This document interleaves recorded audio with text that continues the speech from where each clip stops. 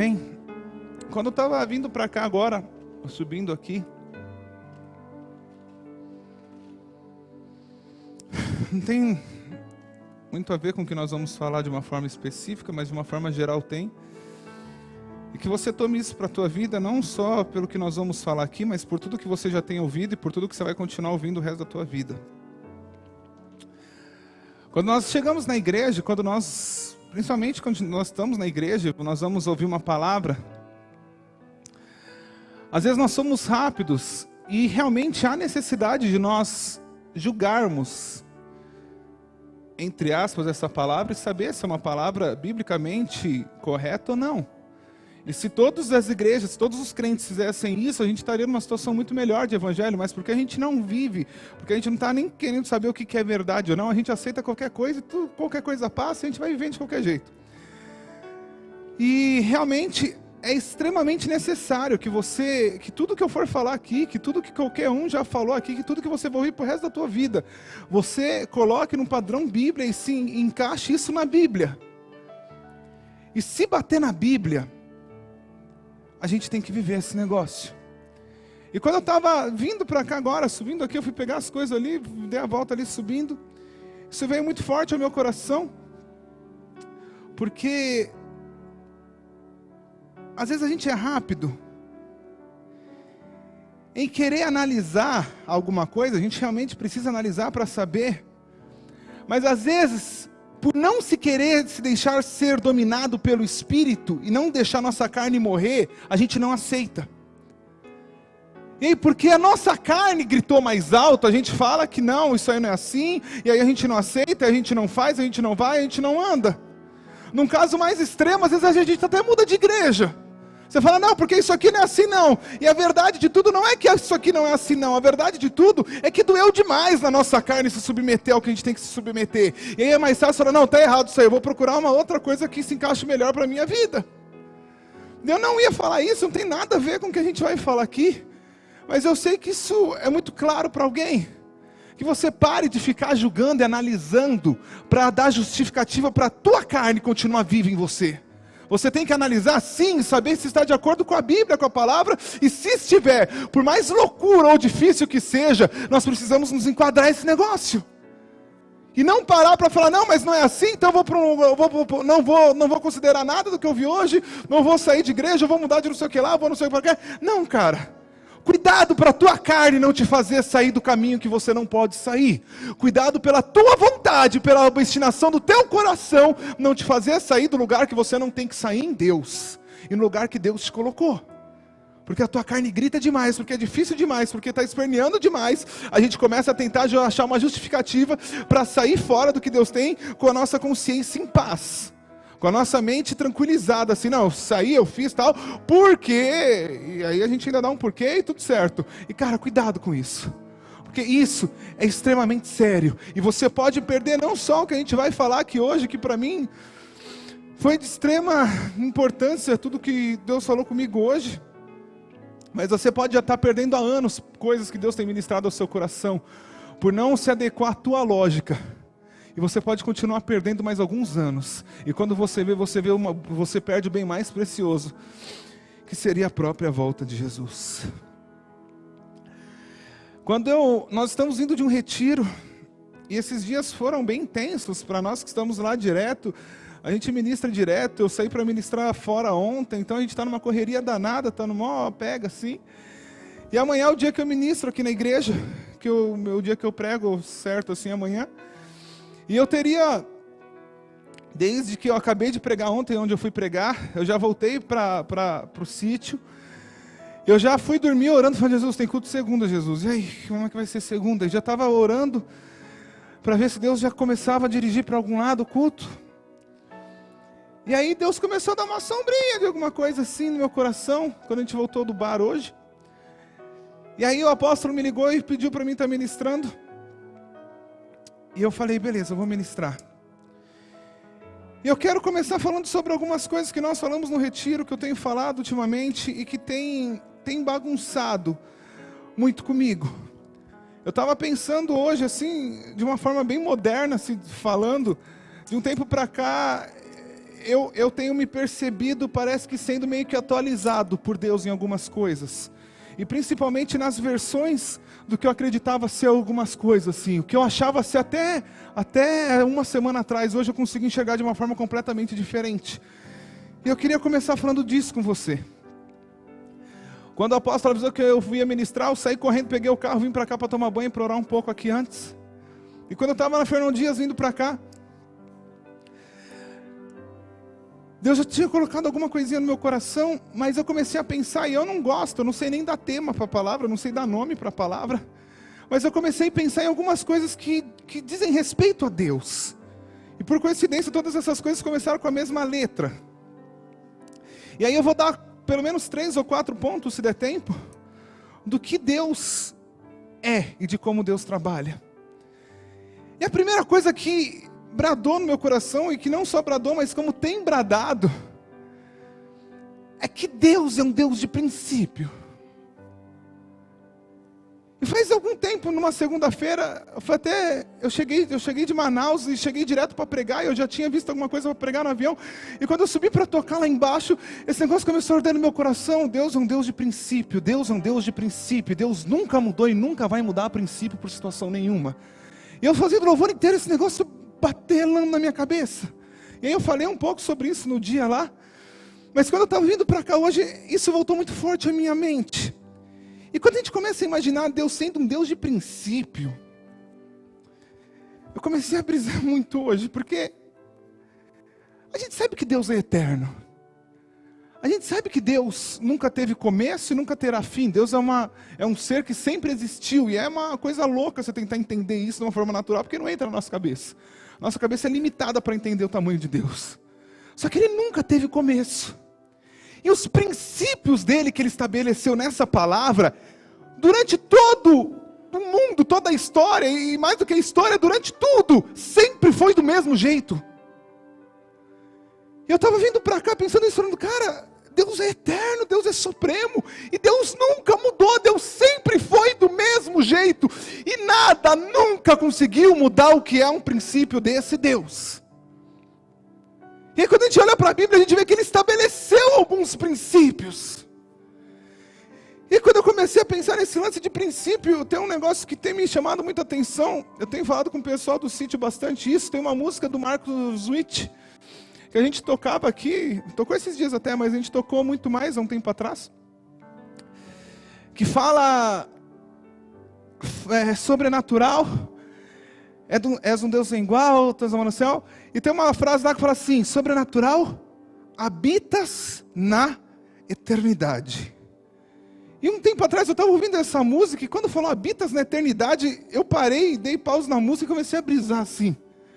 Você tem noção do tamanho do Deus que a gente serve, assim, do tamanho da grandeza dele? Deus não pode ser colocado como habitação no céu, porque Ele não cabe no céu. Deus precisa ser colocado como habitação no tempo, porque Ele se esparrama de um lado a de outro do tempo, e Ele é infinito para cá, infinito para lá. O lugar de habitação de Deus é a eternidade. Olha o tamanho desse Deus assim, qualquer coisa que você imagina muito grande, você imagina sentado num campo de futebol, você imagina o tamanho de um país, mas Deus é tão grande que nenhum lugar consegue dimensionar o tamanho desse Deus. Ele habita no tempo, Ele se estende entre o tempo, Ele se estende desde lá até lá, a grandeza dele é surreal, é uma coisa que não tem como tentar entender um negócio desse. Só que o mais louco disso é que embora Ele sempre esteve para lá e sempre estará para cá, Ele sempre foi e sempre será exatamente da mesma maneira, porque Ele não quebra seus princípios. E eu comecei a orar, meio que brisar muito nessa parada, falando, mano, como isso é louco assim? E aí, quando a gente começa a falar sobre o princípio de Deus, eu acho que para ficar claro um pouco, e vamos dar um exemplo mais berrante talvez. Lembra de Jesus quando Ele estava lá no Getsemane lá? Ele está às portas de ir para a cruz. Ele se fez homem, Ele veio à terra, Ele morreu. Ele se fez como nós, Ele encarnou como homem. Deve ter sido uma coisa nojenta para Jesus ter olhado para baixo, ter imaginado virar homem.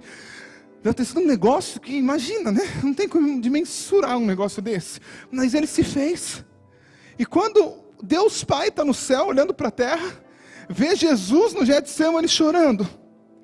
E aí Deus Pai vê Jesus falando assim: se possível for, passa de mim esse cálice.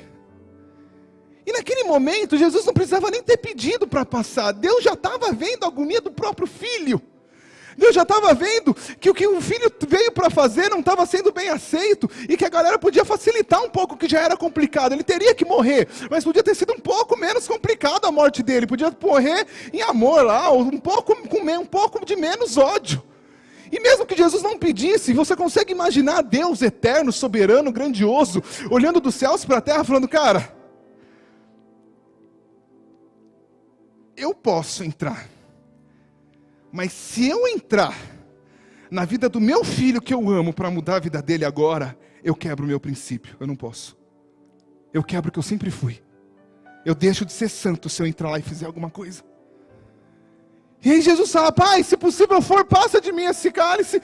E aí ele coloca a vírgula: mas todavia seja feita a tua vontade. Mas Pai, passa de mim esse cálice. E você imagina Deus se segurando assim, falando: não precisa nem pedir, filho, eu estou vendo o que está acontecendo. Eu estou vendo, eu sei sentir a agonia do seu coração, eu sei o que você está sentindo.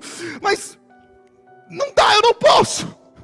Porque se eu quebrar, eu quebrei meu princípio. Se eu entrar, eu quebro meu princípio. Deus vendo Jesus na boca do Getsemane, ele não entrou para mudar a situação de Jesus, porque se ele entrasse, ele quebrava o princípio do que ele é. E aí quando a gente vê uma parada dessa, isso começa a me chamar a atenção. Eu comecei do pior exemplo possível, mas vamos para um exemplo um pouco menos complicado. Pensa no povo de Israel quando saiu do Egito. No Salmo 30, não sei se Salmo 30, mas algum Salmo, por aí, 30, 130 por aí, fala que a ira de Deus dura só um momento. Então quando o povo fazia alguma presepada lá e ramelava, você vê realmente Deus irado com o povo. Você vê Deus levantando a bazuca para dar no meio da orelha dos caras assim. Mas quando passa um pouquinho de tempo, Deus não está mais irado com o povo. Mas mesmo sem estar irado com o povo, Deus não podia deixar o povo entrar na terra daquele jeito. E você consegue, eu quero que você consiga tentar imaginar Deus olhando dos céus para a terra, falando assim: agora eu estou louco com esses caras, agora eu estou bravo, nem olho para esses caras, agora eu mato tudo mesmo. Mas aí passou um pouquinho, a ira de Deus abaixou. Você imagina ele olhando e falando assim: então, tá bom, estou de boa, vocês fizeram tudo errado, mas eu estou de boa, estamos bem. Mas você imagina Deus falando assim: estamos bem, mas eu não vou poder te deixar continuar andando assim. Você não vai poder entrar na terra assim, porque isso é contra o que eu sou. Você vai ter que morrer aí dentro. E Deus mata os caras. Você imagina Moisés, um cara que Deus investiu desde que nasceu, desde pequenininho, fez o que fez na história de Moisés. Quando Moisés vai lá e toca no negócio lá, toca na pedra que não podia tocar, e Deus fala: puxa vida, Moisés, você não vai poder entrar. Mas ele só esbarrou lá na pedra, mas ele foi contra o princípio de Deus. E quando ele vai contra o princípio de Deus, Moisés, que devia ser um cara hiper amado por Deus, que era um cara que conseguiu fazer Deus desviar a ira do povo, que conseguiu chegar na presença de Deus, que conseguiu ver quase a face de Deus ali, viu Deus passando, viu tudo. Você imagina Deus: então Moisés, mas se eu te deixar entrar, eu quebrei meu princípio, eu não posso. E Deus fala: você vai ter que morrer para fora. E aí você consegue imaginar que no coração de Deus, isso gera uma angústia, isso gera uma agonia, de ter que olhar e falar: eu posso, mas eu não posso. Eu tenho poder, mas eu não posso, porque se eu fizer eu quebro o meu princípio. Eu não posso ser contra eu mesmo. E nada nunca no mundo fez Deus quebrar um princípio dele. E aí, o negócio vai ficando complicado. Porque quando a gente pensa que nada nunca quebrou o princípio de Deus, e quando a gente tenta entender um pouco o que é um princípio de Deus, eu acho que a melhor palavra para definir o princípio de Deus é amor. Acho que não tem como tentar falar do que é Deus sem falar de amor. E desde a semana passada, eu falei isso no culto de segunda-feira passado aqui, e eu estou brisando muito com esse lance de amor. Eu fui pesquisar os tipos de amor lá, eu já tinha visto isso uma vez na vida, uma época na vida, mas fui ler semana passada sobre todos eles. Peguei um site grego lá, fui ler no grego, comparado com não sei o quê, e tentei ver tudo e tal, li todas as passagens que tinham, e a gente viu um monte de definição de amor. Mas quando a gente vê a definição, que não está escrito em lugar nenhum, do que é o amor de Deus pelo homem, você vê que é um negócio muito louco. Você vê que a consequência do amor de Deus pelo homem é assim: eu te amo. E você não precisa fazer nada para ser amado. Mais do que não precisar fazer nada para ser amado, não interessa o que você faça, eu continuo te amando. Isso é amor. Eu até dei um exemplo para o pessoal aqui semana passada, que isso me deixou um tanto quanto pensativo. Vou falar para você, pensativo muito. Quando a gente vê na Bíblia falando sobre divórcio, por exemplo, quando você vê lá falando que o casamento é uma vez só, é porque quando você casa, mano, e o Antigo Testamento inteiro foi feito uma alegoria com um noivo e com uma noiva, foi o Antigo Testamento inteiro escrito em cima de uma alegoria de um casamento. E na alegoria do casamento, Israel, o povo sendo a noiva e Jesus sendo noivo, que um dia vai voltar, e eles vindo, eles sabendo disso, a Bíblia inteira sendo escrita dessa forma, a gente vê que nada de errado que a noiva fazia, nunca fez o noivo pensar em abandonar ela. E a gente viu que realmente é um amor. Hoje o nosso padrão de amor é assim: eu amo, não amo ninguém, não amo nenhuma mulher, mas eu amo a minha esposa porque ela gosta do mesmo tipo de música que eu gosto, porque ela tem a mesma visão que eu tenho, porque ela aceita meu ministério, porque ela me ajuda, porque ela não sei o que lá, e não sei o que lá. E toda a nossa base de amor é baseada em alguma coisa que alguém faz para o nosso próprio bem-estar. A gente não ama se não é feito alguma coisa de bom. E aí quando você olha, por exemplo, o divórcio, qual que é a maior justificativa para um divórcio? Eu vou divorciar porque tal pessoa não faz mais o que eu quero que seja feito, porque eu não me sinto mais aconchegado, porque eu não me sinto mais amado, porque... E aí a nossa justificativa para um divórcio, para qualquer coisa, é baseada no que a outra pessoa faz contra nós. Mas o amor segundo Deus... Um amor segundo a Bíblia não tem nada a ver com o que a pessoa faz contra nós. A gente ama a pessoa fazendo ou não. Eu comecei a ficar meio brisado e com medo de casar, porque eu pensei, será que eu estou disposto a casar? Eu estava aqui à tarde, na rádio, deitado no chão. Cadê o Vavá? Está deitado no chão ali, orando. O Vavá entrou lá e viu. E eu estava orando ali na rádio, deitado, escutando uma musiquinha lá. Na segunda passada. E eu pensei isso, falei, cara... Será que eu estou disposto a casar com alguém e ficar sabendo que essa pessoa me trair e falar, beleza, eu continuo te amando porque eu não te amo pela tua fidelidade, eu te amo porque eu te amo. Será que eu estou disposto a perdoar um adultério? E talvez com muito custo a gente fale, tá bom, perdoa um. Quantos adultérios Deus perdoou do próprio povo de Israel? Quantas vezes o povo foi infiel e Deus nunca olhou para a infidelidade? Deus sempre deu uma nova chance e até hoje tem dado uma nova chance. Quantas vezes que o povo nunca amou Deus, mas sempre, sem nunca amar Deus, Deus sempre olhou e falou, cara, beleza, você não me ama, mas eu te amo mesmo assim, dane-se. Eu te amo não pelo que você pode fazer, eu te amo, eu te quero, pelo que eu vi em você. Porque você é minha esposa, porque eu te escolhi. Você é minha noiva, eu te escolhi, se eu te escolhi, nada do que você faça vai mudar o que eu sinto por você. Essa deveria ser a nossa definição básica de amor, partir daqui, mas não é. E aí, por que não é? A gente olha para nossa justificativa, para o nosso problema, para poder falar assim, então, mas olha, é porque eu fui injustiçado, traído, não tem nada a ver, cara, amor não tem a ver com isso. Amor não tem a ver com afinidades que batem. Amor é algo muito mais sério que isso. E por isso que eu fiquei apavorado em pensar em casar, porque eu falei, cara, eu não sei se eu estaria pronto para perdoar uma série de adultérios, eu te amo mesmo assim. Mas o amor segundo a Bíblia é isso. E por isso que na Bíblia fala que a carta de divórcio é dada somente pelo adultério, quando o coração é duro. Porque se o coração não é duro, a gente perdoa, porque o perdão não vem de nós, vem dele. E o amor é vindo dele também. E se tem lugar nele, o amor brota em nós. E não interessa o que aconteça, nós vamos amar. Ah, mas é injusto. E aí Deus é justo para cuidar de quem quer que seja. Aí é a justiça dele que vai se manifestar para o outro lado. Mas a minha parte é amar incondicionalmente. Eu sempre vi falando, o marido tem que amar e se entregar, como a mulher tem que ser submissa. As mulheres acham ruim. Ser submissa é fácil. O difícil é ter que se entregar como Cristo se entregou. Porque Cristo não só morreu por ela.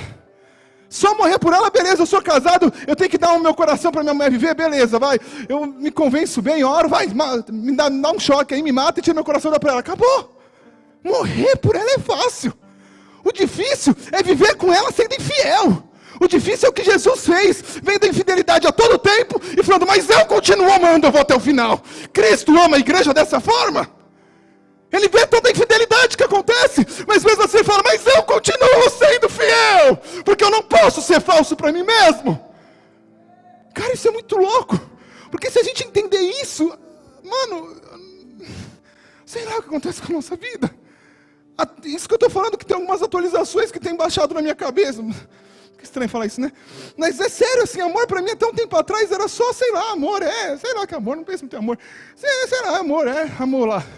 Não, cara, amor é muito mais do que isso. E quando a gente olha para a própria Bíblia, o negócio fica um pouco pior, porque a definição de amor, segundo Deus, de uma forma muito rápida e prática em se falar porque Deus amou o mundo de tal maneira, que deu seu Filho unigênito para que todo aquele que nele crê não pereça, mas tenha vida eterna. E aí a gente vê, qual que é a consequência de um amor verdadeiro? Uma entrega sem limite. Qual que é a consequência de um amor verdadeiro? Uma entrega sem limite do que será entregue. Uma entrega da mais valiosa. E aí o grande ponto é, quanto mais você ama, mais você vai se dar, sem limite do que você tenha que dar, porque você ama. Isso é muito louco, mano. Quanto maior o amor, maior é a entrega. Algum momento você vê Jesus na terra, você vê Deus por um profeta, jogando na cara de alguém que ele amou o mundo. Algum momento você vai falar, mas eu amei vocês, eu já sabia que vocês pecaram, eu já fiz o favor de criar, eu estava de boa na eternidade, aí fui inventar de criar vocês, e aí vim resgatar. Não, cara, ele ama. E a gente vê na Bíblia falando do amor no lance em rosto, o amor ama. Cara, isso é muito louco, porque quando a gente começa a ver o que é amor de verdade, a gente vê que a gente muitas vezes não ama de verdade, a gente tem afinidade, a gente gosta um pouquinho, desde que não pegue no nosso calo. Só que segundo a Bíblia e segundo Deus, amor é isso. Nem você pode olhar para mim agora e falar, mas pastor, é impossível amar desse jeito. Realmente é, para nós é, mas se nós quisermos estar com Ele, não. Ele gera esse amor em nós. Então eu quero que seja gerado. Sabe como que vai começar a ser gerado? A partir do momento que você passar por cima de você mesmo e começar a perdoar, e começar a aceitar, e começar a deixar a sua carne ser morta. É aí que vai começar a ser gerado. Você nunca vai deitar um dia de um jeito, falar, Jesus, gera em mim amor. Eu vou acordar do outro dia e falar, nossa, eu amo. Nunca vai acontecer um trem desse.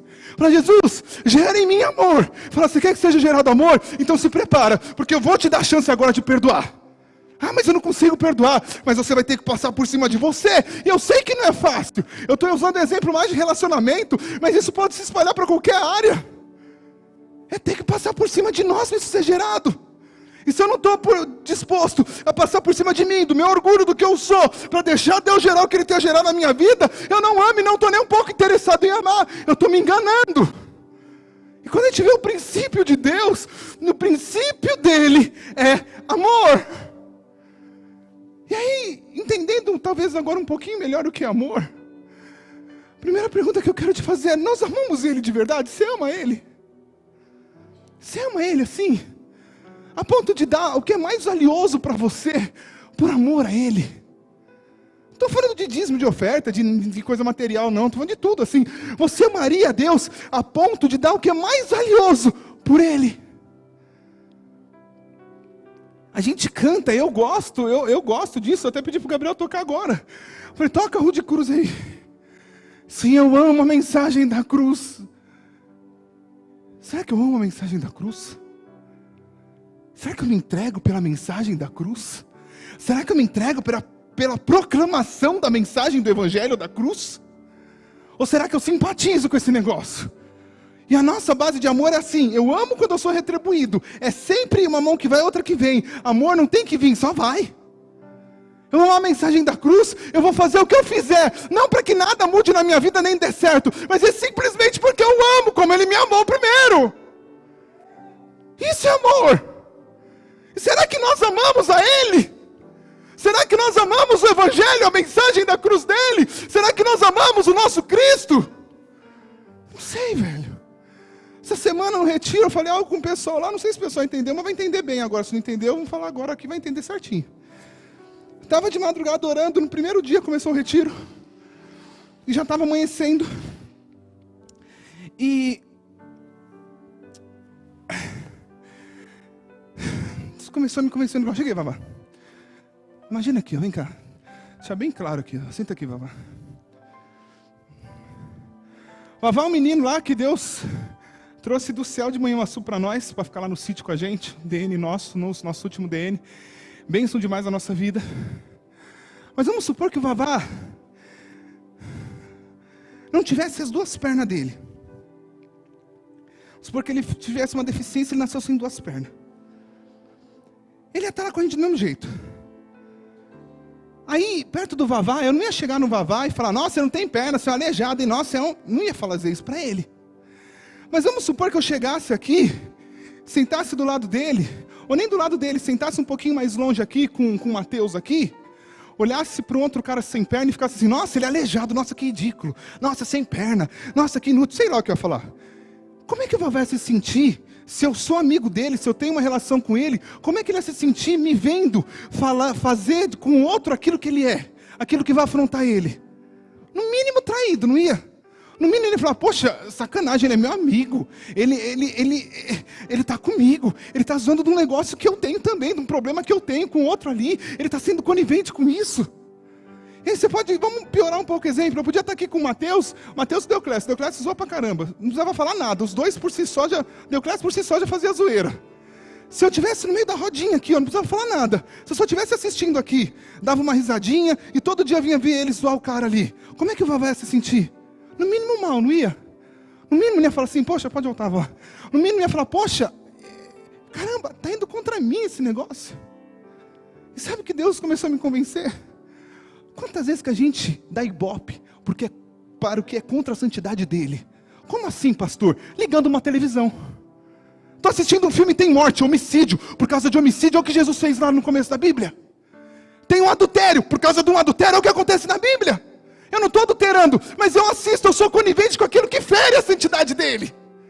No caso do Vavá não ter uma perna, ia somente mexer com o preconceito do Vavá, de falar assim, nossa, está me ofendendo, é uma deficiência minha. Pecado não é uma deficiência de Deus, pecado é contra a santidade de Deus. E eu comecei a pensar muito, como é que Deus me assiste? Talvez como é que Deus te assiste hoje, chegando em casa, ligando uma televisão, e vendo qualquer coisa lá, que está exemplificando aquilo que é contra o próprio Deus. A gente não acha problema. Não, é só um filme, não é só uma novela. Não, é só um negócio. Não, é só um quê? A gente não vê problema nisso. Mas como que Deus nos olha vendo isso? Imagina agora o Vavá, não dá para comparar uma situação de uma deficiência com um pecado, mas imagina o Vavá sendo Deus, como é que o Vavá me olharia? Eu falo, cara, de novo ele está sendo conivente com isso. Ele não sabe que isso fere a minha santidade. Isso fere a minha santidade. E o que ele está fazendo? Sentando lá e assistindo, sentando lá e vendo, participando de novo. E sabe o que acontece no outro dia? A gente vem para a igreja, levanta a mão e canta que quer poder de Deus, que quer restauração, que quer um milagre, que quer mudança. Para que a gente quer mudança? A gente não quer nem Deus. A gente ama Deus. A gente se importa com o que é importante para Ele. Ele tem os seus princípios, a gente se importa que Ele nunca aceitou nada que fosse contra a santidade dEle. E você acha que Ele aceita a gente sendo conivente com o mundo como a gente é? Ah, o que você está falando? A gente não pode mais assistir televisão? Não sei, eu não assisto não. Não sei. Ah, não vou mais no cinema? Eu estou seriamente propenso a não ir mais. Se eu não souber exatamente o que eu vou ver. E se eu ver alguma coisa errada, eu vou levantar e vou sair fora. É contra a santidade dele. Eu estou sendo conivente com isso. Você consegue entender? Você pode falar, nossa, mas isso é ser radical. Para mim isso é tentar ser crente, cara. E se você quiser arriscar ir por outro caminho, tenta. Um dia a gente vê quem estava certo. Cara, é contra ele. Isso fere a ele. Você é filho dele. Você foi feito imagem e semelhança dele. Ele não passou por cima de si para dar Jesus, para poder nos dar a salvação, para hoje a gente fazer chacota da cara dele, vendo o que Satanás está fazendo, vendo que o mundo tem virado e sendo conivente, omisso a isso. O que eu posso fazer? No mínimo seja santo, no mínimo não faz nada. No mínimo busque a presença de Deus. No mínimo Deus não tem que ser um ritual num culto. Deus tem que ser real quando acabar esse culto. Deus tem que ser real quando a gente sair daqui de dentro hoje. Mas a gente nem se preocupa com isso. Acabou o culto, eu já estou preocupado com alguma coisa, já vou para lá. Cara, a gente ofende a santidade dele. Você tem noção que isso ofende a santidade dele?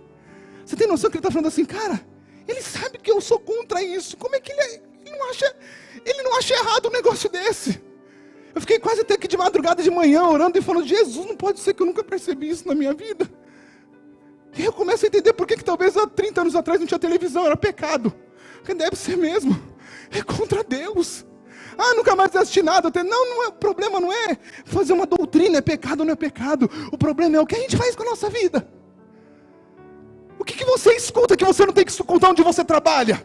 O que você é conivente onde você está? O que você faz vistas grossas? Deus está te assistindo. Ah, mas eu recebo um videozinho no WhatsApp lá, é no grupo. O que está fazendo no grupo ainda? Sai logo desse grupo. O que a gente faz com a nossa vida? Eu não preciso estar com uma mulher na cama para adulterar. Só de eu olhar para uma mulher eu já estou em adultério. Deus é sério, cara. A santidade de Deus é séria.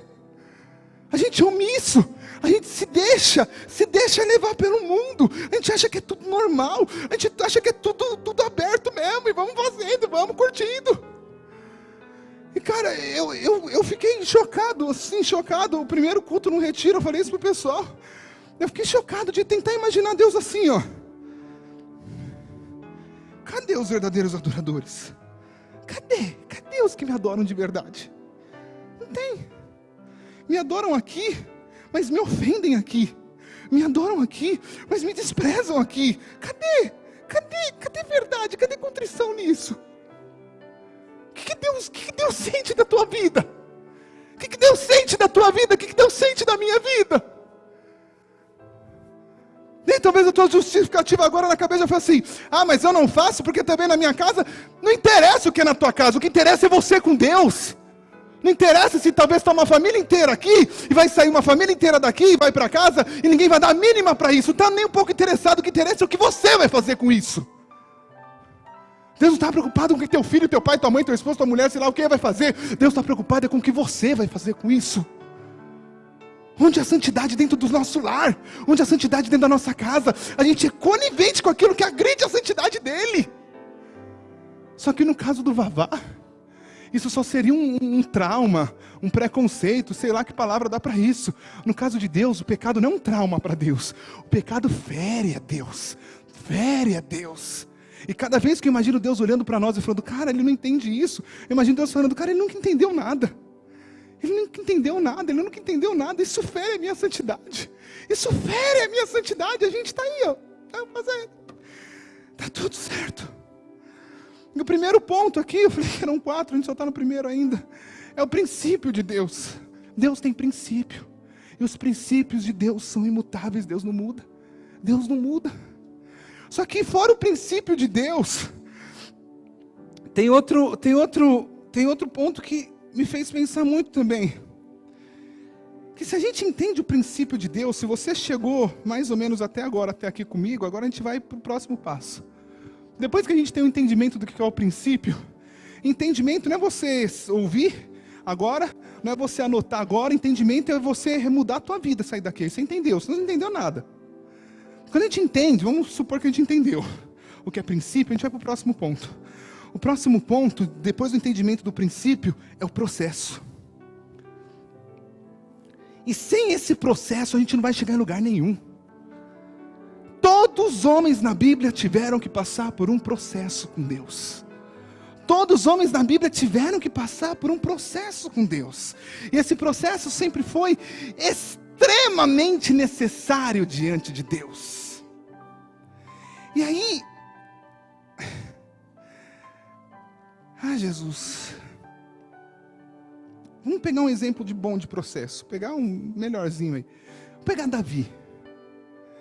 Poxa, Davi, o povo pediu um rei, escolheram Saul, Deus entra para mudar o curso, tem misericórdia, acha um homem segundo o coração dele. Quem foi esse homem? Davi. Quantos anos Davi passou cuidando de ovelha? A vida toda. Ah, pastor, mas Deus não podia ter feito Davi nascer, e ter feito ir para a guerra, e ter uma hora chegada e falar: é você, vem! Não, porque se Deus tivesse pulado o processo, Deus não tinha um rei. Deus só tinha Davi porque Davi passou pelo processo. Deus só consegue gerar um rei porque o rei passou pelo processo, sem querer ser rei, mas aceitando o processo. Entende que é diferente? Eu não quero que você saia daqui falando assim: beleza, então fui chamado para reinar, então Deus vai me dar o rei nas nações, o sei lá o de acha 4. Não é isso, Deus vai te dar nada. Você tem que aceitar o processo para você ser salvo. E é o que Deus quiser fazer, aí Ele faz, é problema dele, não é nosso. Mas o processo não pode ser pautado na troca por uma coroa. O processo tem que ser pautado porque é o processo que vai me levar mais perto dele, vai me salvar. Ponto. E aí quando a gente vê alguns caras na Bíblia, você vê alguns caras que passaram um longo período por um processo. Você vê Abraão, passou quanto tempo esperando a promessa e tal, mas até na vida de Abraão você vê que ele esperou, mas teve uma hora que ele parou, demorou para sair de onde tinha que sair, parou onde não tinha que parar, pegou Agar. Abraão fez o que tinha que fazer, fez as suas rameladinhas lá no meio do caminho. E aí o processo é atrapalhado, é atrasado. E cada vez que a gente vai saindo fora do caminho, o processo vai se atrasando na nossa vida. Olha o povo de Israel. Saiu do Egito para a terra. Ficaram atrasando tanto que morreram no deserto. Atrasou o processo todo, era só um processo, era só uma passagem. Morreram lá. Por quê? Porque não entenderam o processo. Agora, Davi é um caso especial até aqui, até esse ponto da história dele. Porque a gente não vê erro nenhum em Davi. Davi não atrapalhou, não atrasou nada do processo. Mas o processo demorou anos e anos para que Deus formasse o que ele tinha que formar. E o nosso problema é que a gente às vezes coloca prazo de validade para Deus. A gente até se submete a falar, beleza, tá bom, vai. Mas e talvez você não colocou nenhuma data certa na tua cabeça. Mas quando começa a demorar muito, e quando começa a não dar do jeito que você achou que tinha que dar, você vira e fala assim, não, então tá bom, agora eu também vou sair fora, agora também vai do meu jeito, e eu vou continuar sendo crente, mas eu vou... Acabou, cara, você saiu do processo, perdeu sua vida. Você perdeu a plenitude de Deus na tua vida. O que aconteceria? Pensa comigo. Se um belo dia, antes de Samuel chegar, Davi olhasse para aquelas ovelhas e falasse, tá fedendo tudo, todo de saco cheio dessas ovelhas. Quer saber de um negócio? Chegasse para ele e falar, pai, na boa, contrata um cara, eu tô fora. O que ia ter acontecido com Davi? Não tenho ideia, mas eu sei que rei ele não teria sido. Porque não teria sido um homem segundo o coração de Deus. Se a gente não aceita o processo, Deus não nos vê, Deus não nos enxerga. Nós precisamos passar pelo processo. Mas e se eu errar? Atrasa o processo, se eu não errar. É devagar mesmo, não tem jeito de ser rápido. Só que esse processo é muito louco, porque nesse processo que Deus faz os negócios mais loucos na nossa vida. Todo sacerdote, todo rei, todo profeta, qualquer cara em Israel que fosse ser separado como o próximo que ia cuidar do povo, se fosse um sacerdote, se fosse um profeta, um rei, precisava ser purificado antes da cerimônia, precisava se apresentar a Deus, tinha todo o ritual lá, tal, todo mundo se vê acontecendo isso. Quando Deus manda Samuel ir ungir Davi na casa de Jessé, Samuel chega lá, fala, chama seus filhos, chama o sacerdote, chama todo mundo, purifique-se todo mundo, a gente conversa. Todo mundo se purificou. Vai um por um, é esse, não, é esse, não, é esse, não, é esse, não, é esse, não, é esse, não. Acabou, não tem esse. Aí vira para Deus e fala, ei, não, tem mais um. Você não esqueceu de um filho? Esqueci. Manda chamar o menino. Quando o menino chega, o processo já tinha purificado o menino. Samuel não precisou falar assim, purifica Davi, porque eu vou ungir ele. Deus falou, não precisa purificar, joga o óleo porque ele está pronto. O processo purificou o cara. Lê lá em Samuel isso, é impressionante. Samuel faz até um sacerdote se purificar para assistir a cerimônia. E o próprio cara, quando é escolhido por Deus, não precisa, porque o processo purifica. O processo purifica. Só que o problema é que a purificação no processo é dolorida. A purificação no processo, a gente vai ter que passar por cima de nós, do nosso ego, do nosso orgulho, da nossa vontade, de tudo que a gente vê. Mas o processo purifica. O processo traz purificação. Só que é difícil aguentar firme isso. É difícil querer se submeter a isso, porque é muito mais fácil. Não aceito, não quero. Não vou, não é para mim, eu vou sair fora. Cara, aceite o processo de Deus para a tua vida. Se submeta a Ele. Mas para quê, pastor? Não sei, para o que Deus quiser. O problema é dele. Aceita o processo de Deus na tua vida. Se submeta com alegria a Ele e caminhe. Como assim? Faz o que você puder fazer da melhor maneira que você puder fazer agora. Mas é cuidar de ovelha, então vai cuidar de ovelha. Mas então vai, cara, faz o que você puder fazer de melhor. Deus assiste o teu melhor, e foi por isso que Deus assistiu Davi. E aí, quando a gente vai vendo esse lance de processo, é muito louco, é interessante. Porque quando Davi é ungido rei, Davi podia ter olhado para os irmãos dele, ele ia olhar assim, né, que é pequenininho, podia ter olhado para os irmãos dele, falado, quem me viu passar, e agora, né, é o que a gente vê hoje aí. O que ele faz? Davi é ungido rei, ele vira as costas e fala, então beleza, vamos lá cuidar das ovelhas, ele volta para o campo, Ele não fala assim, peraí, no mínimo agora eu vou para a guerra. Não, ele volta para o campo. Aí um dia que ele tem que levar a marmita para os caras, chama Davi, que foi, pai? Vai levar a marmita. Beleza, vou lá, toma a marmita. E aí, não vou abrir aqui, mas tem um versículo certinho que ele chega no irmão dele, dá a marmita, e o irmão dele vira para ele e fala assim, quem está cuidando daquelas tuas ovelhinhas lá? Mano, se Davi não tivesse sido aprovado no processo, Davi ia ter virado e falado, cala tua boca, eu sou o próximo rei, ô seu infeliz, vão te matar. Mas ele era aprovado no processo. O que eu fiz agora? Virou para outro cara, o que está acontecendo? O Golias. E sabe o que é muito louco no processo de Deus? É que foi no processo que ele conheceu a Deus. Deus podia ter falado do ventre assim, olha Jessé, vou separar Davi como rei. Mas sabe o que tem acontecido com Davi? Teria virado outro Sansão, porque não teve processo. Davi conhecia Deus, Sansão não. Sansão já nasceu crescendo, falando, eu vou ser, eu sou o cara, e não sei o que lá, e eu sou, já desceu tudo pra cima. Davi não, cara. Vai cuidar das suas ovelhinhas, tá bom.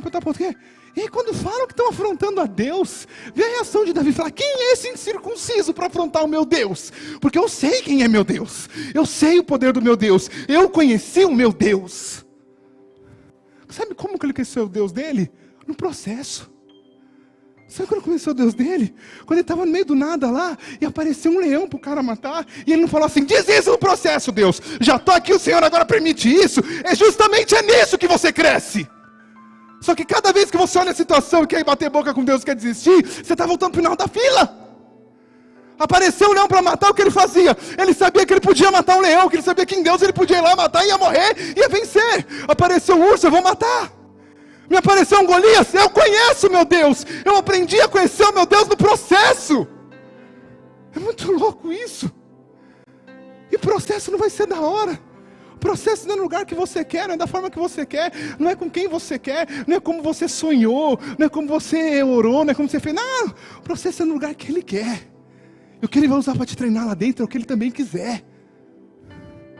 E o mais louco disso, e que fique bem claro na tua cabeça, é que Davi nunca fez nada disso para ser rei. Se tem uma certeza que eu tenho na minha vida, que não está na Bíblia, mas eu tenho certeza absoluta, é que Davi nunca imaginou que ele cuidar de ovelha ia fazer ele ser rei. Eu tenho certeza disso. Que ele nunca falou assim, vou cuidar das ovelhinhas, porque Saul vai ramelar, e Samuel vai ter que vir para cá, e meus irmãos vão estar tudo errado, e nenhum vai ser achado. Não, eu tenho certeza. Ele não se submete para nada. Ele se submete porque ele confia em Deus. Ele sabe o lugar que ele tem que estar em Deus. E acabou. Deus é Deus. É no processo que a gente conhece a Deus. É no processo que a gente conhece a Deus. É no processo que Deus forma o nosso caráter. Aí vamos pensar em outro cara que passou. Todos passaram por processo, mas eu peguei aqui rápido 2. Vamos pensar em outro cara que penou nesse processo também.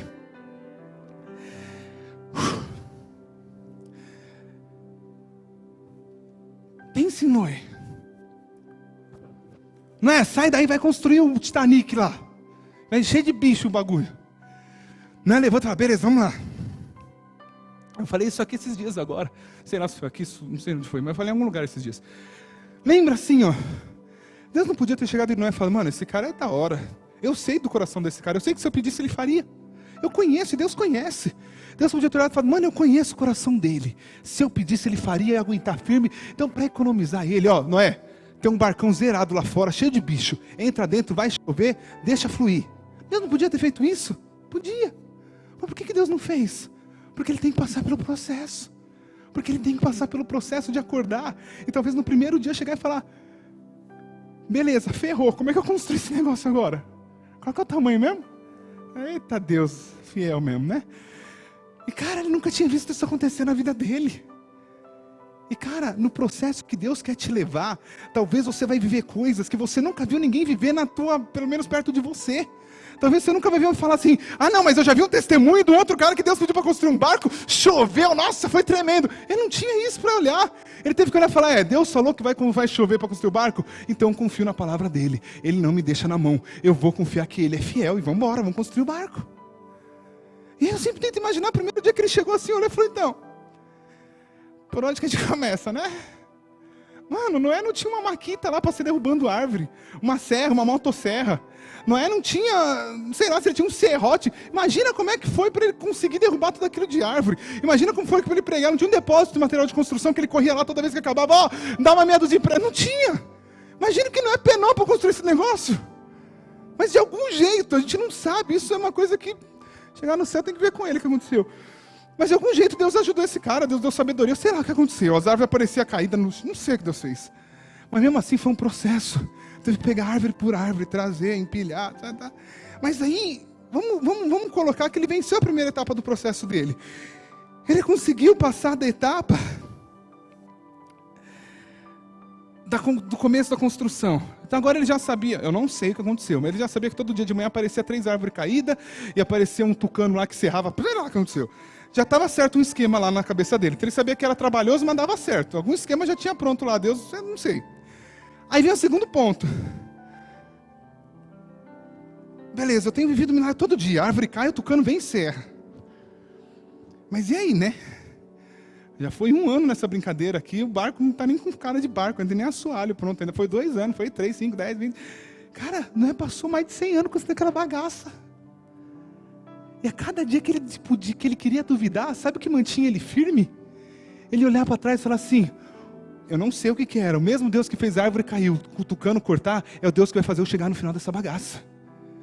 Ele não se apegava no que ele via lá na frente, mas ele se apegava no milagre diário que ele tinha na vida dele. Aquele que foi fiel até aqui, vai ser fiel até lá. Só que a gente quer ver já lá em cima, já quer ver o negócio velejando, o Titanic aberto. Não, olha lá para cada árvore que caiu, para cada tucano que apareceu, não sei o que aconteceu ali. Olha para cada coisinha que Deus foi fazendo. Olha para cada impossibilidade que tinha, e Deus vai te ajudando, Deus está fazendo andar. Olha para o pequeno para chegar onde Deus tem que chegar, para concluir isso. E aí, beleza, ele já estava nessa aí, né? Vamos imaginando, né? Já estava nessa pegada aí, tudo certo. Aí o negócio piora um pouco ainda. Esses dias eu falei isso no choque lá, e eu acho que foi bem assim, eu pelo menos seria. Se fosse comigo, assim, no primeiro dia, antes de começar a construir o barco, eu ia começar a caçar bicho. Mas deixa os bichos aqui, né, pra já, né? Aí você imagina que não é de um dia ser meio afoito assim, né? Só para que ele ficar calmo. Mas chegou uma hora que ele pensou nisso, falou, beleza. Hoje acabou mais cedo o trampo, deu tudo certo, vamos tentar caçar um coelho, para ver como é que é, né? Tentar caçar colocar uns bichinhos assim pequenos, um macaquinho. E talvez quando ele começou a tentar caçar essas bagaças todas, ele falou, mano, não vai dar certo, eu vou ter um barco vazio, não vou conseguir nunca enfiar esses bichos aí dentro. Imagina se Noé foi um pouco mais ousado, falou, vamos tentar caçar um leão. Ele caçou, não. Noé não ia conseguir juntar 7 espécies de cada, 7 unidades de cada espécie de animal e guardar onde essa bicharada toda. Ia ter que construir 2 arcas, uma para antes e uma para depois. Mas o que Noé fez? Falou, cara, é para construir, eu vou construir. E na hora certa, quando ele olhou, os bichos estavam chegando. Quem faz o bicho vir é Deus. E sabe o que aconteceu com isso? Ele aprendeu a ter uma confiança em Deus que ninguém nunca tinha tido antes. Ele aprendeu a depender de Deus. Ele aprendeu a depender de falar, não, é impossível em um dia juntar essa bicharada toda. Mas se Deus quiser, é possível e eu vou juntar e vai acontecer. É Deus, é com Deus o negócio. E aí ele vê, Deus deixa. E cara, isso é muito louco. No processo, Deus deixa a gente ver a realidade da bagaça. Deus deixou Noé, talvez no primeiro dia, falar, beleza, eu vou construir o barcão, vamos lá. Cadê a árvore? Vou chutar que ela vai cair. Quebrou o pé e não caiu a árvore. Deus talvez deixou ele ver a realidade de tentar caçar um coelho, não caçar nenhum passarinho. Deus deixa você ver a realidade, para que a glória possa ser dele. Como que Noé seria um cara muito mais crente, aparecendo um barco cheio de bicho dentro, ou ele tendo que a cada dia confiar em Deus e falar, cara, não foi na minha força, foi na força dele. Deus precisa deixar nós vermos a nossa realidade, para que a glória dele possa se aperfeiçoar em nós, e depois através de nós. Mas isso é o que acontece, toda vez que a gente começa a ver a nossa realidade, e aí esse processo, eu estou dando exemplo aqui de qualquer coisa, vamos dar outro exemplo, pode ser de uma libertação. Quando a gente começa a ver alguma coisa acontecer, fala, não vou conseguir, eu vou morrer, não vai acontecer, os bichos vão chegar. Deus deixa você ver a tua realidade, para que quando Ele fizer, você tenha total certeza que não é você, é dEle. Para que quando você veja alguém na mesma situação, você não aponte o dedo e fale, miserável, infeliz, pecador. Você vai apontar e falar, miserável que eu também sou, infeliz que eu também sou, pecador que eu também sou, e só estou aqui por Jesus. Deus deixa ver a realidade. Deus tem que deixar a água bater no joelho, Deus tem que deixar a água subir. Mas não vai dar, vai dar, o processo vai dar, é só continuar no processo que vai dar. É no processo que a gente cresce. É no processo que a gente conhece quem a gente realmente é. E principalmente é no processo que a gente conhece quem Deus realmente é.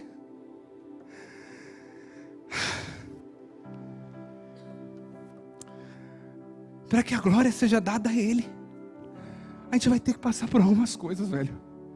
Para que a glória seja dada a Ele vai ter que mostrar a realidade.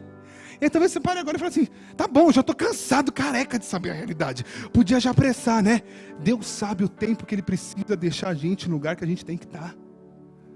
Você acha que não virou para cima e falou, beleza, Deus, já fiz minha parte. Manda hoje acabar essa bagaça aí que tá difícil. Deus deixou Ele quantos anos lá? Por quê? Porque quis deixar. Fazia parte do processo de Deus para a vida dele. Eu peguei 2 exemplos para falar mais, que é Noé e é Davi, que são 2 caras. Davi até é o começo da história onde eu falei, que não tiveram erros. E você está caminhando certo, não quer dizer que vai ser mais rápido. Você está caminhando certo, quer dizer que você está caminhando certo. Pronto. Agora, sair presepando, aí você vai ver o que demora em processo. Aí você vai ver você retardar o bagulho todo. O normal já é difícil. A gente é acostumado a pegar um celular aqui assim, eu vou digitar oi, vamos apertar um botão, vai lá pro outro lado do Japão, o cara me responde mais 1 minuto oi. A gente é acostumado com negócio rápido, tecnologia e tal. Mas Deus não é rápido. Porque Deus não quebra o princípio dele. E para Ele conseguir nos salvar, Ele tem que nos mostrar quem nós somos para que a salvação seja gerada em nós. É princípio dele. Você não vai dormir hoje pecador e vai acordar santo, purificado, lavado, remido no sangue de Jesus, sem nunca mais ter vontade de pecar. Não vai acontecer isso. Vai ser uma luta, vai ser um processo, porque Deus tem que se aperfeiçoar, é na nossa fraqueza. Deus não vai livrar da fraqueza, mas Ele vai se aperfeiçoar a cada dia nela. A fraqueza não vai ser tirada de imediato, mas é na fraqueza que a gente vai conhecer a nossa força em se levantar em Deus. É no processo. E seja lá em que área que esse processo for, seja lá no que Deus estiver fazendo com a tua vida. Agora o negócio vai ficar sério. Abre a Bíblia comigo aí em Hebreus.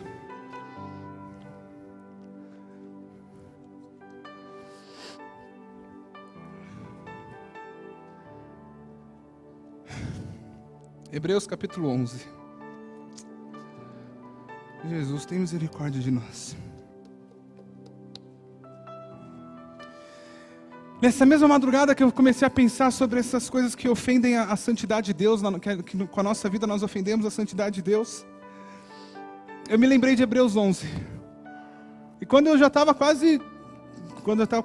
convencido que eu sou desviado, quer dizer, sei lá, se eu fui enviado assim, que eu estou totalmente longe de Deus, eu vivo um padrão, mas eu não vivo em santidade, que a minha vida não demonstra santidade, que é muito mais fácil olhar para o lado e falar, mas todo mundo faz assim, se tiver todo mundo errado também, eu vou tudo para o inferno, vai tudo para o inferno, eu não vou pagar para ver o que vai acontecer, eu vou honrar meu Deus com a minha vida, eu quero conseguir honrar meu Deus com a minha vida, eu tenho que conseguir ser santo, eu vou alcançar isso, eu preciso alcançar isso. Eu não posso olhar para o lado e falar, mas todo mundo faz, e se eu não fizer assim, eu não vou ser aceito, se eu não fizer assim, eu não vou ser visto. Dane-se, eu não vou fazer que nem todo mundo faz. Se Deus quiser fazer, Ele faz na minha vida, Ele é Deus na minha vida, acabou. E aí quando eu estava brisando nessas coisas, orando e falando com Deus, já estava amanhecendo. Hebreus 11 diz assim, todos esses morreram cheios de fé. Não receberam as coisas que Deus tinha prometido, mas as viram de longe e ficaram contentes por causa delas. E declararam que eram estrangeiros e refugiados de passagem por esse mundo. E aqueles que dizem isso mostram bem claro que estão procurando uma pátria para si mesmo. Não ficam pensando em voltar para a terra de onde tinham saído. Se quisessem, teriam oportunidade de voltar. Mas pelo contrário, eles estavam procurando uma pátria melhor, uma pátria celestial, e Deus não se envergonha de ser chamado do Deus deles. Olha aqui para mim. Eu estou falando de processo com você, e eu dei alguns exemplos de processo que a gente vai acontecer na nossa vida. E tem 2 tipos de processo na nossa vida. Tem um tipo que a gente vai passar para chegar em algum lugar com Deus, e não que Deus vai te colocar lá no sabor do mel, não é isso não, mas precisa ser mais crente e santo. Ponto, é o primeiro. Que Deus vai te quebrar para te levar à santidade, te levar para mais perto dele, e te levar para o lugar que Ele quiser te levar, seja lá onde for, é o primeiro. Mas existe um segundo tipo de processo, que a gente nunca está disposto a entrar e nem viver, que é o que a gente leu aqui. Presta atenção. Aqui nesse capítulo, Vem dizendo de todos os caras, até Abraão. Então vem falando todo mundo lá. Começa, vai vindo. Todos esses morreram cheios de fé. Cheio de fé. Não receberam o que Deus tinha prometido. Mas viram de longe e ficaram contentes por causa delas. E declararam que eram estrangeiros refugiados de passagem por esse mundo. Eu já li esse Hebreus 11, sei lá, acho que deve ser um dos textos que eu mais leio na vida. Mas eu já li bilhões de vezes esse texto, mas essa madrugada isso me chamou a atenção de um jeito, velho. Quando a gente vê isso aqui a primeira vez assim, parece que Deus iludiu os caras, né? Todos esses morreram cheios de esperança, cheios de fé, e não viram as coisas que Deus tinha prometido. Não desfrutaram daquilo que Deus tinha prometido. Viram só de longe. Por que viram de longe, né? Qual foi a promessa que Deus fez para Abraão? Abraão, de você eu vou fazer uma grande nação. O que Abraão viu em vida? Viveu quase que metade da vida dele inteira, esperando na promessa. E quando a promessa se cumpre, nasce um menino. Quando o menino cresce, Deus manda matar o menino. Depois Deus só para não matar, ele viu o menino ali. Ele não viu nada assim, viu o menino. A promessa era o que? Era uma nação. Mas eles conseguiram se alegrar do que eles viram. Não receberam as coisas que Deus havia prometido, mas viram de longe e ficaram contentes por causa delas. E declararam que eram estrangeiros refugiados de passagem por esse mundo. E cara, quando eu li isso me travou. Porque de boa, será que nós estamos dispostos a viver simplesmente para ser parte de um processo de Deus para a nossa geração, para a nossa história? O primeiro processo lá você vai passar para chegar na salvação lá, Deus sempre vai te pegar de algum jeito, sempre pegar gente. Eu estou falando do segundo. Será que você estaria disposto a entregar a tua vida para falar, cara, eu vou ver minha vida em um processo, para que alguma coisa possa acontecer? Abraão deu a vida dele para que tivesse um filho. Ele foi parte de um processo. Não viu a nação, não se alegrou com o pessoal, não participou da Páscoa. Ele foi parte de um processo. Ele morreu, não vem do final do processo. E aí quando a gente vê que esses caras entendem que é ser parte de um processo, eles vivem por um processo. Porque quando a gente vive por um processo, a gente integra um propósito que é muito maior. Quando a gente está disposto a dar nossa vida por um processo. O que você está me falando, pastor? Eu estou falando que você pode morrer aqui assim, ó, lutando para ser mais crente. E tudo que não vai acontecer nada. Nada que você está brisando vai acontecer. Mas o que Deus tem a gerar no teu coração, Ele vai gerar. E você vai ser parte do que Ele tem a ser. É complicado começar falando de Davi, porque a cabeça já brisa, né? Você já está pensando na coroa lá. Mas Davi, o processo de Davi podia ser só ter sido cuidador de ovelha. Teve um cara que só passou pelo processo. Quem é mais importante, Paulo ou Ananias? Paulo, com certeza, escreveu metade, foi no terceiro céu. Tá. Se não tivesse o Ananias para ser macho, de ouvir a voz de Deus e falar assim, beleza, eu vou lá orar por esse cara. Não tinha um Paulo. Quem foi mais importante? Os dois. Ananias só foi parte do processo. A gente só tem o que tem escrito na Bíblia por causa de Ananias. Porque se não tivesse Ananias, Paulo não era crente. Paulo era cego, sei lá o que aconteceu com Paulo. Teve que ter um Ananias para falar, beleza, eu vou lá orar por cara. Deus, esse é o que quer matar os crentes, né? Pode ir lá que eu vou mostrar para ele tudo que ele vai ter que sofrer pelo meu nome. Beleza, eu estou indo. Imagina o medo que ele não entrou para falar com esse cara. Era o que ele mais temia na vida. Um belo dia, o maior inimigo dele, Deus não livra. Deus fala, vai lá orar por ele. Ele foi. Quem foi mais importante, José ou Maria? Maria que teve Jesus. Se não tivesse um José para acolher Maria e crer. Maria foi importante? Lógico que foi. Mas se não tivesse um José por trás ali para falar, cara, tamo junto Maria, vamos lá. Maria ia ser uma mulher apedrejada se José não fosse crente. Se ele chegasse e falasse, tá grávida. De quem? Do Espírito. Imagina o que ia acontecer com Maria. Não sobrava nem osso nela. Não ia ter lógica nenhuma, ia apedrejar ela no meio da rua. Quem teve o filho? Maria. Quem foi parte do processo? José. Cara, isso é a vida. Será que a gente está disposto a dar nossa vida por um processo, por um propósito de Deus? Será que a gente está disposto a somar com o reino? Ou será que a gente só vai fazer alguma coisa se a gente estiver lá no finalzinho assim, tem um negocinho aqui, se você fizer, você ganha isso aqui. Não, não tem nada aqui não, cara. Se você fizer, você ganha ali, Qual que era a motivação desses caras? Por ser parte do processo. ficaram contentes por causa delas e declararam que eram estrangeiros e refugiados de passagem por esse mundo. E aqueles que dizem isso mostram bem claro que estão procurando uma pátria, que estão procurando uma pátria para si mesmo. Não ficam pensando em voltar à terra de onde já haviam saído. Se quisessem, tinham oportunidade de voltar, mas pelo contrário, estava procurando uma pátria melhor, a pátria celestial. Os caras fazem pelo céu, os caras fazem pela glória. E mano, quando eu li isso aqui essa semana, eu quase fiquei louco. Porque quando a gente fala de Paulo falando de céu, de glória, de qualquer cara no Novo Testamento, você fala, legal. Quando você fala de Abraão falando que caminhou por uma pátria melhor, por uma pátria celestial, fala, mano, Abraão, peraí, tem Jesus, tem céu, tem nada ainda. Mas Abraão caminhou com o objetivo de alcançar uma pátria muito melhor, que não era voltar para Ur, não era ir para Canaã, era uma pátria celestial, era um propósito muito mais excelente, era algo muito maior do que essa vida. Era algo muito maior do que a gente vê. Isso aqui passa, mano, isso aqui passa. Isso aqui passa, está passando já. Isso aqui está passando, daqui a pouco já era. Daqui a pouco não tem mais nada. Daqui a pouco a gente não tem mais força. Daqui a pouco não tem mais nada, passou. E o que Deus fez em nós? E o que nós pudéssemos, o que nós poderíamos ter sido útil no reino dele, não fomos? O que a gente sentou e falou assim, não. Se não for assim, não. Se não for para ganhar o negocinho no final, não. Onde Deus pode olhar e falar, beleza, você quer fazer parte do processo? Então deixa tudo e vem, você me ama. Se você me ama, quanto maior a sua entrega, maior o teu amor por mim. Entrega para mim e vem. E deixa eu ser Deus. Deus não perde o controle, Ele continua sendo Deus. Cara, isso é muito louco. Porque a gente tenta fugir dessas coisas todas. Esse mesmo Hebreus 11, versículo 35 diz assim. Outros irmãos nossos. Aqui fala de Moisés, chegou lá. Aqui fala de tantos caras que, né, poxa, foi legal, tal. Fala do próprio Gideão, fala de Abraão, fala de Samuel, fala de um monte de gente, Davi.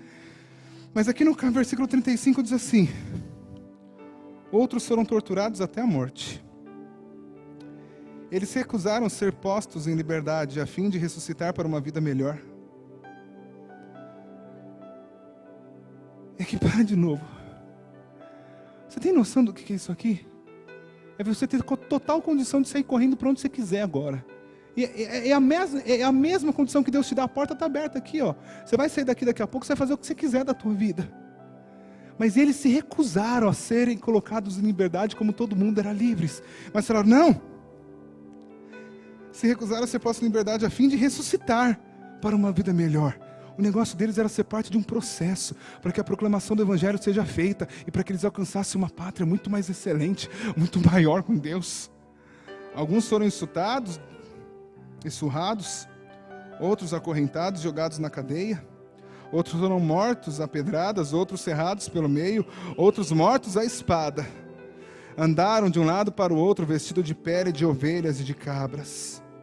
Eram pobres, perseguidos e maltratados. Andaram como refugiados pelos desertos e montanhas, vivendo em cavernas e em buracos na terra. Mas o mundo não era digno deles. Como é que o mundo não é digno de você? É porque você vai parar de pecar hoje? É que você vai parar de acessar a pornografia? É que você vai tentar parar de manipular seu marido? É que você vai parar de ser invejoso, vai tentar lutar contra o orgulho? É por isso que o mundo não é digno de você? Mas porque o mundo não tem mais graça para você, e você vai, com teu amor, refletir, se entregando mais para Ele hoje. Cara, nossa entrega tem que ser total para Ele. É abrir nossa vida e falar, Pai, é para Ti, Pai. O que eu estou fazendo da minha vida? O que eu estou visando? O que eu estou visando?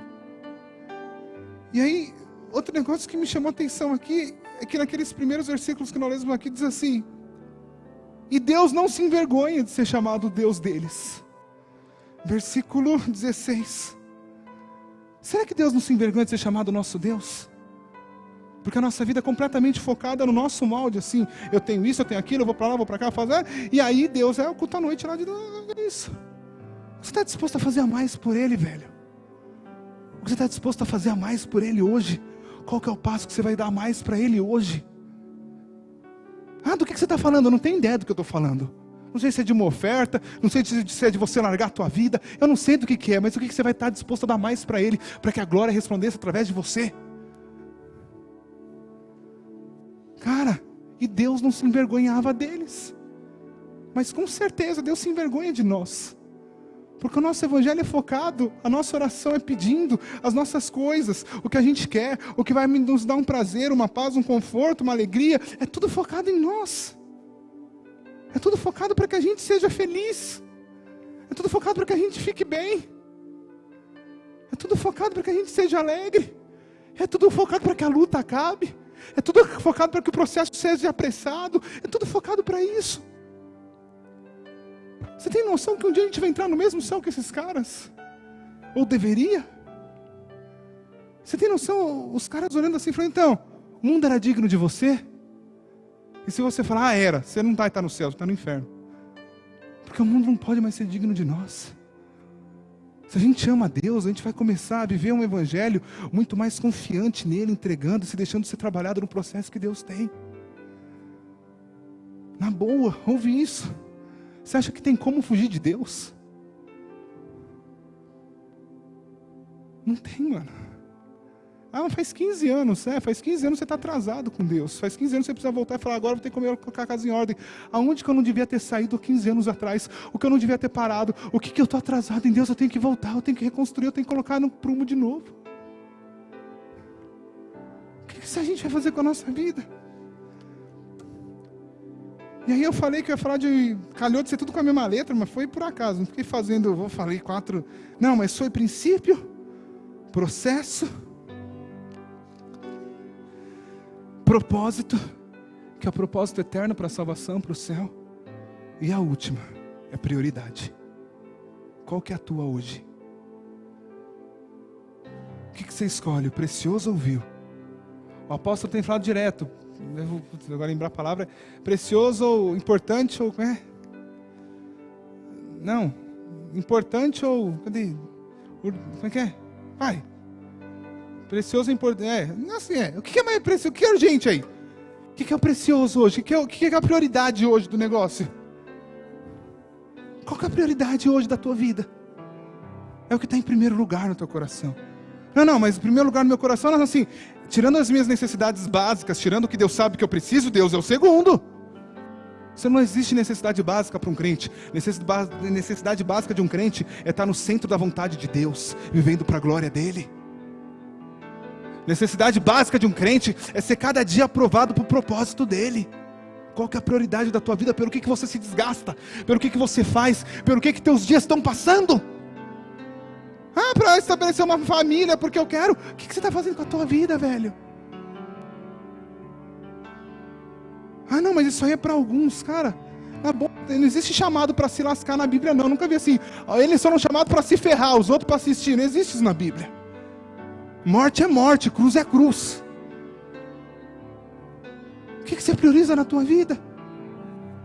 Esses dias eu estava conversando. Você foi com a minha mãe? Foi com a minha mãe, acho, não sei. Foi com a minha mãe, faz um tempo já. Foi no final do ano passado, acho. Foi no final do ano passado, lembro até a situação, foi no final do ano passado. Eu não sei como é que a gente estava conversando lá, entrou no assunto de casamento. Eu falei pra ela, se eu fosse falar com o pai de uma menina que eu fosse casar com ela, o que eu ia falar pro cara hoje? Então, vai casar comigo e vai morar no DN lá? Agora Deus abençoou, tem um barraquinho melhor do que o outro que eu tinha. O barraquinho evoluiu, mas é barraquinho ainda, tem só um barraquinho, né? Um cômodo só. E o que você ganha? Tem um salário assim, né? Então, é isso aí, vamos. Vocês vão casar onde? No sítio. Lua de mel lá embaixo. O que eu vou falar, velho? Sabe, se eu for pensar no lado lógico assim, não tem o que fazer. Mas está na mão de Deus, velho. Se for para ser, Deus vai fazer como Ele quiser que faça, mas está na mão de Deus, entenda. Todo mundo tem prioridade, todo mundo tem sonho, tem necessidade, todo mundo tem tudo. Mas o que eu vou fazer? Eu vou colocar assim, a minha prioridade de vida para minha sobrevivência é isso, eu tenho que ter, eu vou começar a pregar, vou começar, a oferta que eu ganhar, vou começar a fazer uma poupança de agenda para o meu casamento, porque eu vou, putz, se danar nada. Falei, a gente vai tentar construir um bagulho lá no sítio, lá novo, lá, a gente tem que construir um lugar novo lá. E se você quiser, a gente precisa construir um lugar novo no sítio, eu preciso fazer pelo menos 4 salas grandes lá, a gente não tem dinheiro. Se alguém tiver e quiser ajudar a gente precisa, para a gente continuar fazendo o que a gente está fazendo, a gente precisa de quartos, a gente não tem mais vaga. O DN ficou pequeno lá, em cursos nossos está pequeno, a gente precisa de quarto, a gente precisa de sala de aula. Não está dando mais para dar aula na mesma cozinha que a gente come, que a gente faz aula, que a gente ora, que a gente faz comida e que pintar unha. Não dá mais para fazer aquilo, é muita gente. É muita mulher no mesmo buraco, a gente precisa de lugar lá. Se você quiser ajudar a gente, ajuda. Vamos. Falei com meu pai essa semana, falei, pai, você tem que construir. Sei lá, vamos fazer alguma coisa. Até falei com o Vavá hoje, tá pensando em vender um rim dele lá. A gente vai vender o rim do Vavá, o meu, junto lá. A gente vai bater uma laje lá no canto lá. A gente tem que fazer alguma coisa, cara. Não estou fazendo nada para mim, não. A gente não ganha nada para estar lá. Eu estou lá, todo mundo que está lá, os DN, tudo. A gente não tem nenhum salário lá. Não ganha R$1 para estar lá. Mas eu entendi que eu estando lá e vindo pessoas para lá, a gente treinando, a gente manda de volta, esses caras mudam a igreja dos caras lá. A gente está reformando a igreja de Cristo. Porque a gente tem de testemunho de pessoas que passam 4 dias com a gente, que voltam lá e mudam a igreja inteira. Que passam 3 semanas, 5 meses, que estão mudando tudo por aí. Em tudo quanto é estado tem JDN espalhado por aí, fazendo uma bagunça. Sabe, é para isso que a gente vive. É isso que deveria nos proporcionar, é isso que deveria nos levar, nos motivar, mas não. A gente para e fala assim, não, é que eu tenho plano, é que eu tenho não sei o que lá, que eu tenho que estruturar, que eu tenho não sei o que lá. Cara, Jesus está voltando, velho. Jesus está voltando. E a gente preocupado aqui com a prioridade nossa, que eu tenho que comprar, que eu tenho que fazer, vai tudo pros quintos dos infernos. Jesus está voltando, cara. Jesus está voltando. Jesus está voltando, Jesus está voltando. Cara, Jesus está voltando, a gente vai fazer o quê? Eu ia na igreja lá, eu pregava lá, eu tocava lá, eu sei lá o quê. O que a gente está fazendo, velho? Meia dúzia aqui não vai entregar a marmita, porque o resto não entrega mesmo. O que a gente está fazendo? O mínimo a gente não faz. Jesus está voltando, qual que é a tua prioridade? Qual que é a tua prioridade? Qual que é o primeiro lugar na tua vida? O que te faz acordar de manhã e falar, beleza, eu vou acordar pra quê? Se não for para a glória de Deus se manifestar, se não for para que através do teu trabalho a glória de Deus se manifeste em alguma coisa, melhor não acordar, melhor continuar dormindo. Porque não estamos servindo para nada nessa terra. Estamos sendo peso morto aqui em cima. E aí, quando a gente pensa em prioridade, o negócio fica um pouco mais complicado, porque além de existir a prioridade dele, nossa, na nossa vida, aí o negócio inverte. Qual que é a prioridade de Deus na tua vida? O que Deus está tentando trabalhar aí? O que Deus está batendo hoje de novo? Falando, mano, é isso, Ariel, é isso que eu quero entrar. Eu quero arrancar o primeiro lugar. O que é na minha vida? Não sei. De um jovem rico que apareceu por aí foi dinheiro. De um outro foi os barcos que ele tinha, do outro foi a... Não sei. Qual que é a prioridade da tua vida que Deus está tentando arrancar para ele entrar no lugar? É a nossa verdade com ele. É a nossa sinceridade em relação a ele. É isso que muda as coisas, é isso que faz o negócio começar a acontecer. Feche teus olhos.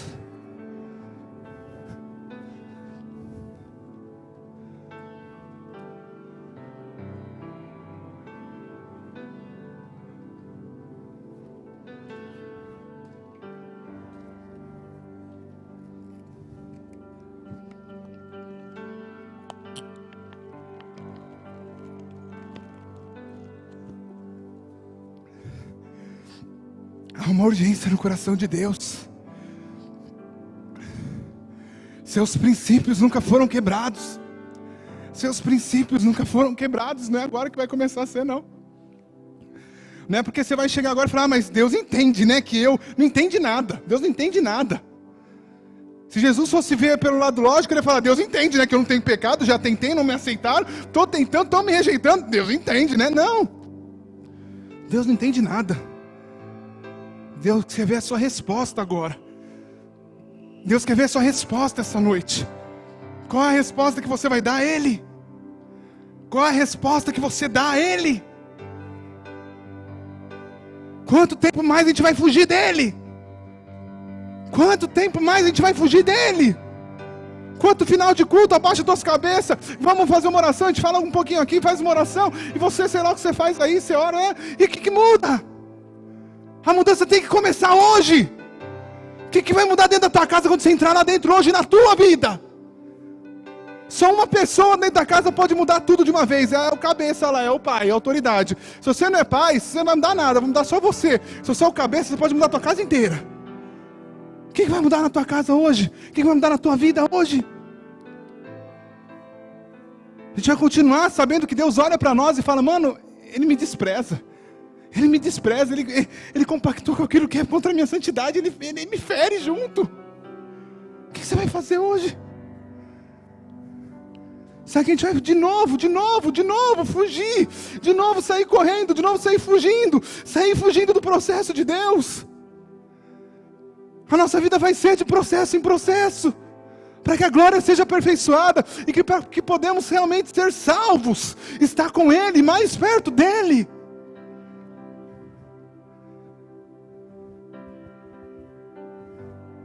Cara, é você com Deus, sou eu com Deus, é pessoal, é pessoal, é pessoal.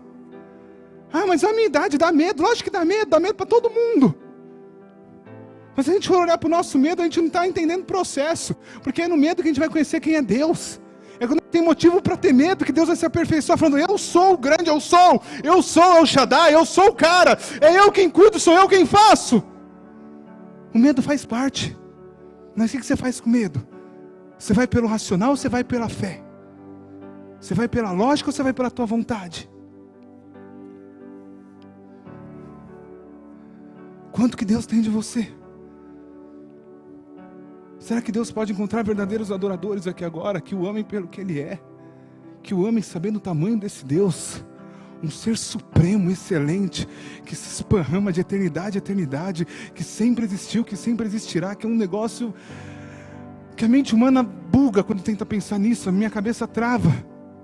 E esse ser magnífico está aqui hoje falando com você. Então, eu quero que você seja um comigo, eu quero que você me ame porque eu te amo. Como é que você responde a esse amor? É com atitude, é com o que você vai fazer. E quanto você ama, maior vai ser a sua entrega. Entrega do quê? Não sei do que Deus quiser. Do que você estiver disposto a ouvir, se deixar ser convencido por Ele.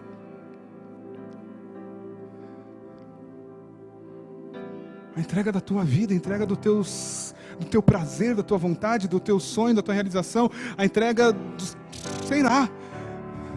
entrega financeira, quiser ajudar a gente, é sério, a gente está precisando mesmo construir. Se alguém quiser ajudar mesmo, a gente começa a construir amanhã, de dinheiro só.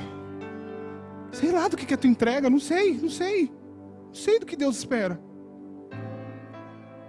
Mas Deus espera que a gente venha parar de fugir desse processo e aceite, porque é nisso, é na nossa fraqueza que Ele vai se aperfeiçoar em nós. O que a gente não pode fazer é recuar, porque se a gente recuar, Ele não tem prazer em nós, aí ferrou. Mas enquanto a gente estiver lá, mas andando, indo para o alvo, caminhando a cada dia para o alvo, se levantando e fazendo a coisa certa do jeito que tem que ser, nós estamos chegando perto dEle.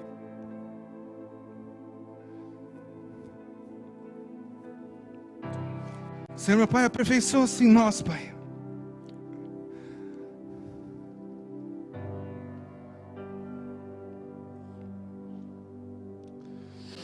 Jesus, não queremos viver mais longe de Ti, Pai. Não queremos ter que entender o Senhor, entender as Tuas coisas, entender... Não, Pai, nós não queremos mais isso, Pai. A gente quer aceitar, Pai, e caminhar. Jesus, eu sei que o Senhor nos chama, Pai. O Senhor abre um novo caminho para nós, Pai. O Senhor abre uma nova perspectiva para nós, Pai. E é por isso que nós estamos aqui, nos alegramos, porque temos essa perspectiva. Porque temos a perspectiva de um novo caminho aberto hoje pelo Senhor.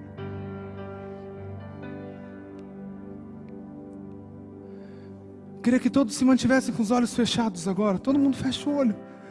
Você não precisa olhar nada, você não precisa levantar a cabeça para nada. Não interessa o que aconteça aqui, você vai ficar de olho fechado aí.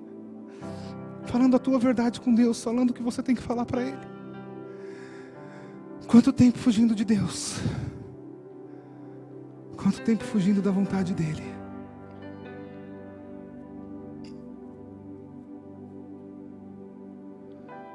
E vamos começar por etapa aqui agora.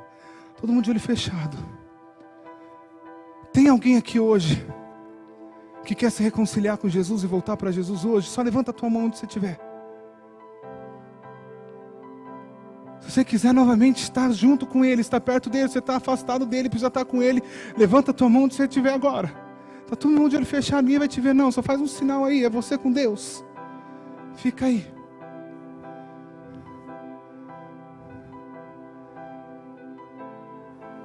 Senhor, meu Pai, nós pedimos, Pai,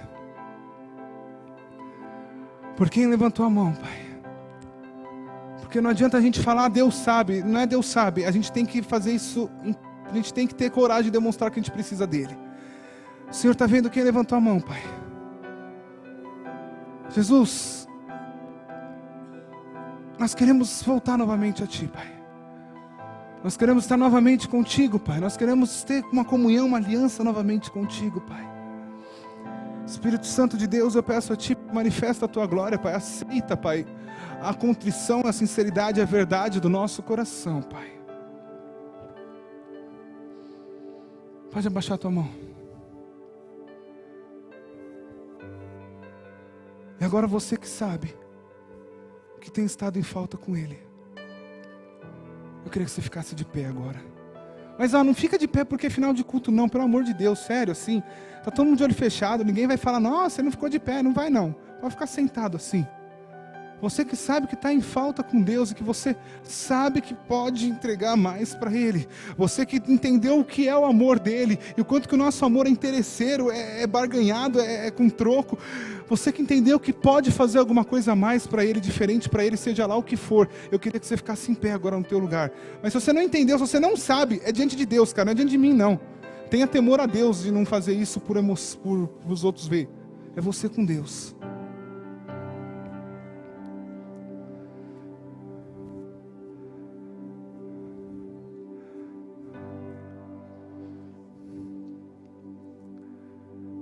Senhor, meu Pai, aqui está a Tua igreja, Pai. Seu Pai, não é diante de mim, Pai, mas é diante do Senhor, Pai, que a gente fala a nossa verdade agora. É diante do Senhor que nós queremos nos acertar agora, Pai. Seu Pai, é diante do Senhor que nós queremos nos acertar agora, endireitar a nossa vida, Pai. Reconhecendo e sabendo que temos sido omissos, Pai, que temos ido contra a Tua santidade, com a nossa forma de fazer, de viver, com o que nós assistimos, com o que nós somos coniventes, com o que nós ouvimos, com o que nós acessamos, é diante do Senhor, Pai, que nós reconhecemos que temos ido contra a Tua própria santidade e ferido o Teu coração, Pai. Jesus, é diante do Senhor que nós reconhecemos que precisa, Pai, que a gente precisa de Ti, e a gente vai abrir mais um pouco da nossa vida, porque a gente Te ama, Pai. E quanto mais a gente Te ama, mais a gente dá para o Senhor. Quanto mais nós amamos o Senhor, mais nós abrimos para Ti. Quanto mais nós nos amamos o Senhor, mais o Senhor tem de nós. Mais o Senhor pode governar, mais o Senhor pode reinar. E que o Senhor enxergue, Pai, escute agora a oração e o propósito que sai de cada coração, Pai. Porque é para o Senhor, Pai, é para o Senhor. É na Tua presença, é para o Senhor, Pai.